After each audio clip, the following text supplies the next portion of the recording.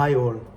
ഇന്ന് എനിക്ക് പറയാനുള്ളത് വേ പ്രോട്ടീൻ, അതായത് പ്രോട്ടീൻ കഴിച്ചു കഴിഞ്ഞാൽ യൂറിക് ആസിഡ് കൂടുമോ, യൂറിക് ആസിഡുള്ള വ്യക്തികൾക്ക് പ്രോട്ടീൻ കഴിക്കാമോ, പലരുടെ ഒരു സംശയമാണ്.